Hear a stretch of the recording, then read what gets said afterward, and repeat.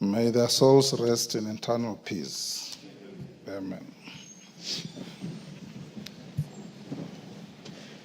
Honorable members, I put this communication to come after the other orders because many members asked me to give them an opportunity to eulogize their colleagues.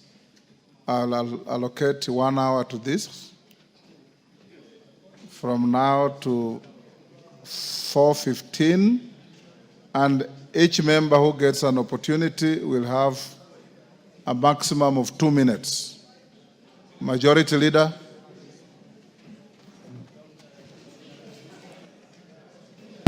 Thank you, Honorable Speaker. Honorable Speaker, allow me to join you in condoling with the families of the late Cheptumo and the late Malulu Injendi.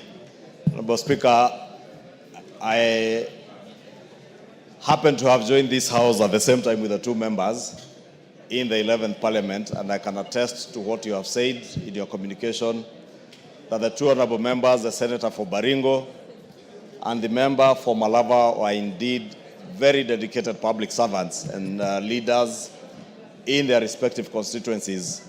Honorable Cheptumo, Honorable Speaker, when he represented Baringo North and served in this House, serving all the way as the chair of the Delegated Legislation Committee. Order, honorable members. This is a solemn moment where we have lost two of your colleagues at the same time. I would expect that you give it the solemnity that it deserves. Go on, Majority Leader. Thank you, Honorable Speaker. I was saying Honorable Cheptumo served also as a member and later chair of the Delegated Legislation Committee and served with a lot of diligence as a chair of that committee, and those who were in the 12th Parliament with us, we remember the dedication with which the Honorable Cheptumo served this House as chair of the Delegated Legislation Committee, considering numerous regulations for approval in the House, and did so with a lot of intellect. Honorable Cheptumo, Honorable Speaker, happened to be a very good lawyer. And I was privileged, Honorable Speaker, to learn later after I served with him here that he had also worked with my wife, who was then working in the bank, and Cheptumo happened to be in one of the panels for that bank. And my wife attested when we finally met at some point somewhere together with Honorable Cheptumo.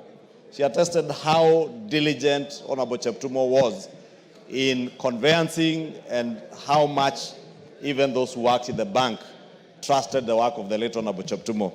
And is indeed a great loss, not just to his family, to the people of Baringo County, especially the people of Baringo North, whom he represented in this House for 2 terms as their Member of Parliament, but also the greater people of Baringo, who he served as their Senator.